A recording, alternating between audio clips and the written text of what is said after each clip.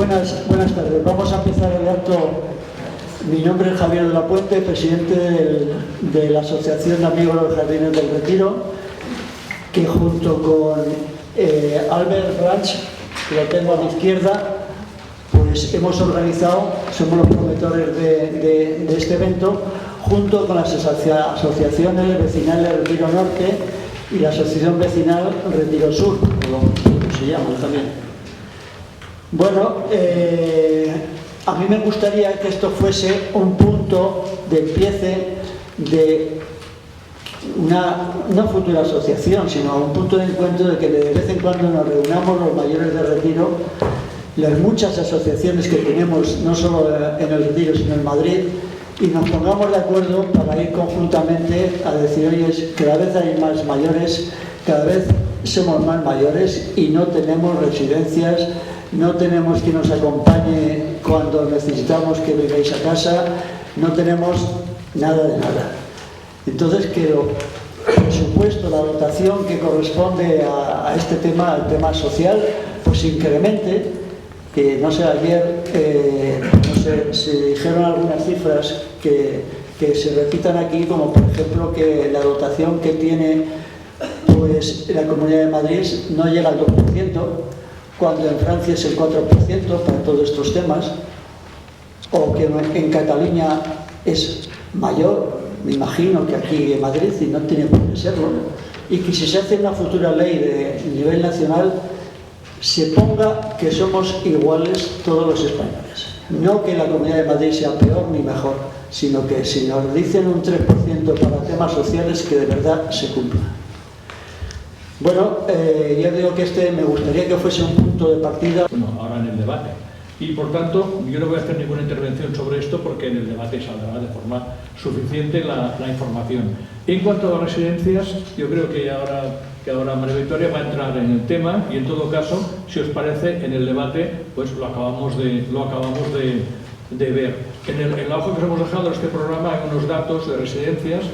Digo, para ilustrar un poco, algunos datos de centros de mayores, de cifras, de usuarios es importante porque estamos hablando de exactamente 19, son 10, 19, 3, unos 22.000, somos 22.000 usuarios de los centros de mayores sobre una población de más de 65 años, como antes ha comentado Federico, de unos 35.000. O sea, somos una inmensa mayoría que vamos a los centros de mayores. Y ahora doy la palabra ya a María Victoria. Sí. Buenas tardes y muchas gracias por invitarme y muchas gracias por la organización, que yo creo que es una sesión muy interesante. Yo no sabía que iba a hablar de residencias. Pero yo sabía que se hablaría.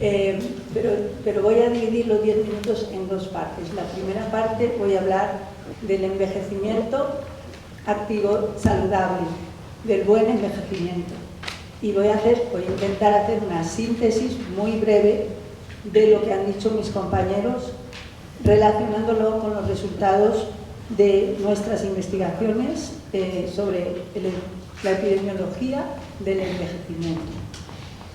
Nosotros, creo que todos sabéis que España es uno de los países más longevos del mundo. En realidad, nosotros tenemos la esperanza de vida mayor después que Japón y al mismo nivel de Suecia. Después hay pequeñas ciudades como Singapur que tienen una esperanza de vida en España. Somos un país de viejos. La esperanza de vida de las mujeres es 86 años, de los hombres 81. ¿Cómo se puede explicar esto? ¿Por qué somos tan longevos? Porque hemos aprendido a vivir bien. Sabemos cómo vivir. Antes éramos un país pobre, extremadamente pobre, analfabeto. Nosotros no tuvimos escuelas, nuestros abuelos no fueron a la escuela, pero hemos tenido la suerte de desarrollar ahora un Estado democrático, tenemos un sistema nacional de salud, un sistema público que nos permite a todos acceder a centros de salud, a hospital, a cuidados importantes. Tenemos un sistema público de dependencia Todos los españoles tenemos un derecho a atención a la dependencia, un derecho a la atención a la salud. Tenemos un sistema público que nos permite muchas cuestiones, como tener centros de mayores, transporte público. Y no sigo, porque voy a dedicar solo 5 minutos al envejecimiento en buena salud. ¿Qué es lo que tenemos también, además de todos estos servicios públicos? Tenemos una dieta mediterránea, fundamental, mantenerla. Habréis visto que los jóvenes no comen como comíamos nosotros o como intentamos seguir comiendo. Tenemos también un sistema de transporte que es lo que llamamos transporte activo, que es caminar. La mayoría de nosotros hacemos caminando todo lo que hacemos al día. Como ya hemos hablado tanto de la importancia de caminar, no voy a insistir, pero sería bueno que colocarais en vuestro móvil una aplicación que se llama Fit o cualquier otra aplicación que os mide los pasos que dais al día. Y es muy sencillo, os bajáis una aplicación FIT, os digo esa porque es la que yo uso, pero hay muchas. Y vais a ver que sin hacer ningún esfuerzo, absolutamente ningún esfuerzo, estáis caminando más de 5.000 pasos al día. Simplemente yendo a la farmacia, daros un paseo con una amiga, yendo al supermercado, las cosas que hacéis todo el día. Y eso os va a animar mucho. Nosotros somos un pueblo que camina.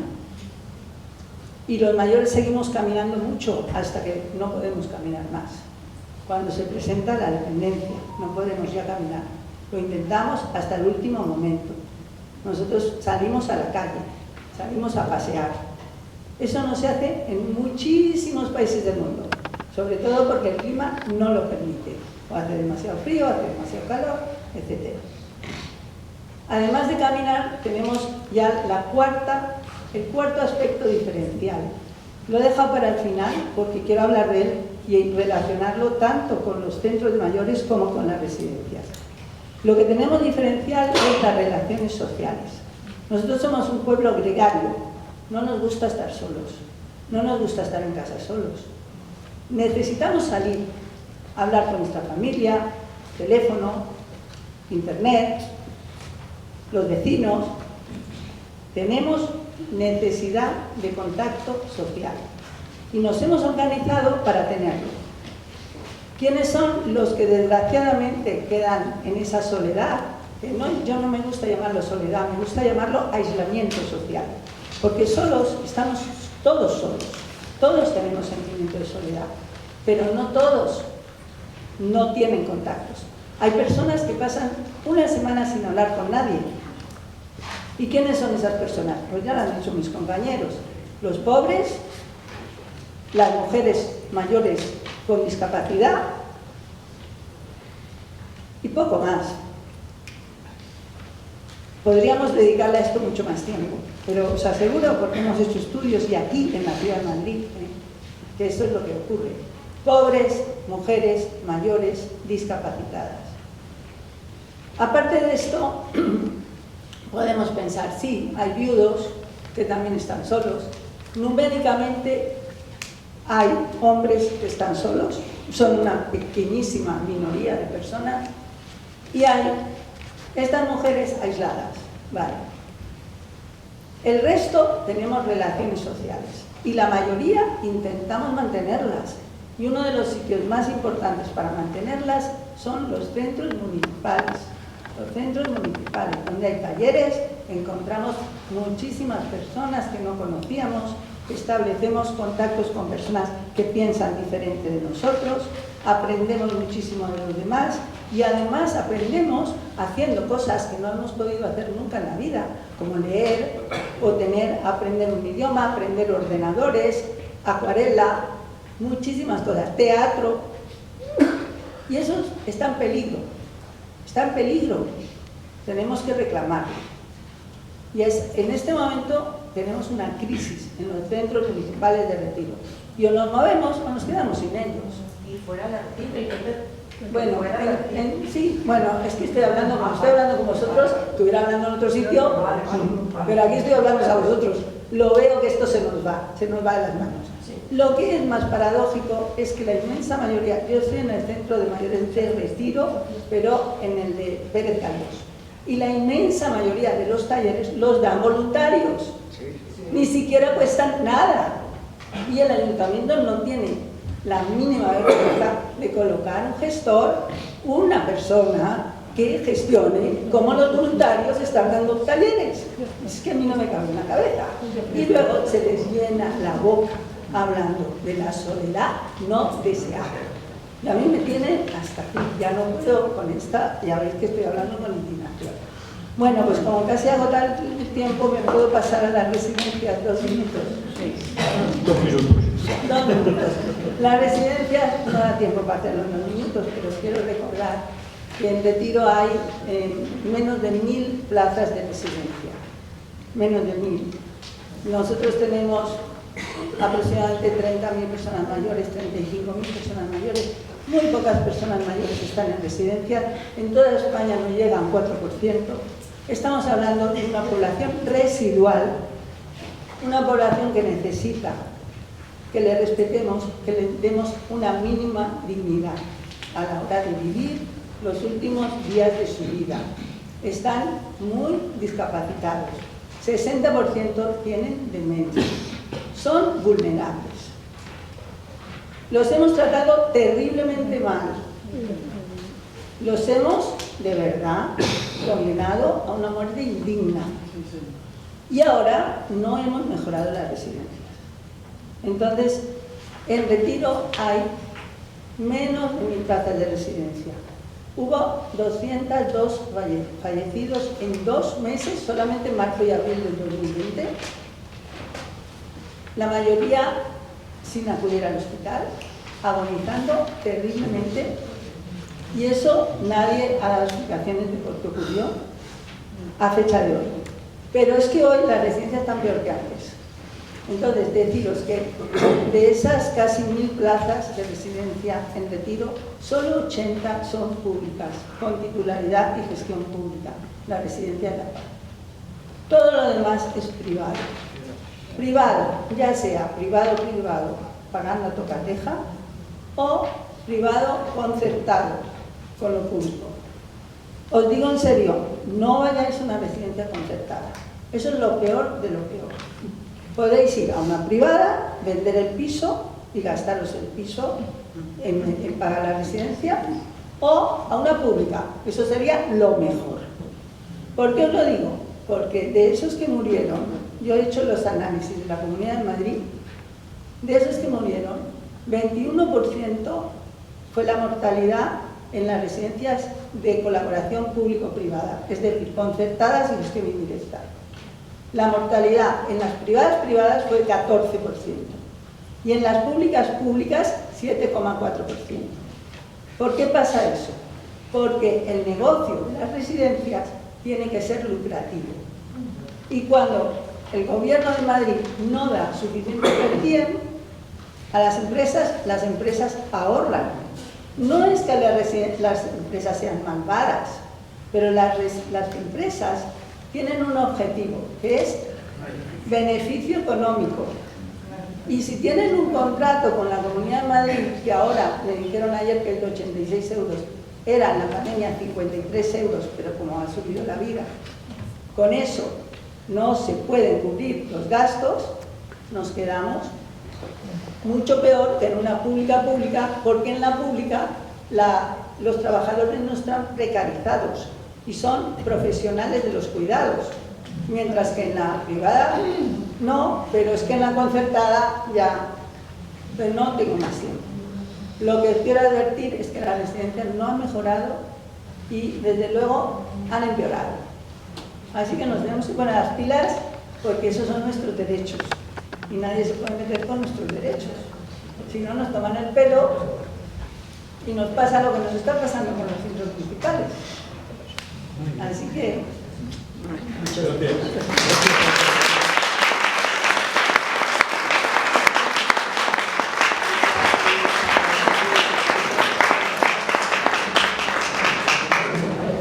abriríamos el turno de palabras a las personas que queráis intervenir. Y yo os pediría que... Por supuesto, lo podemos repetir, pero acordaos de lo que os digo, las residencias son un escándalo, son una vergüenza pública, pero es un problema pequeño comparado con lo que tenemos por delante, que es, somos una sociedad de viejos y no nos hemos dado cuenta. Y hay un edadismo en la sociedad tremenda.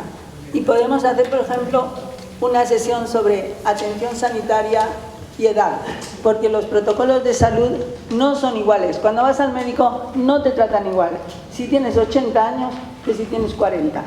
Y lo que es peor, hablamos de mayores de 65, pero ¿qué va? ¿Cómo puedes comparar una persona de 90 con una de 70? Si mira cómo estamos los que estamos aquí, como rosas, que tenemos todos 70 años.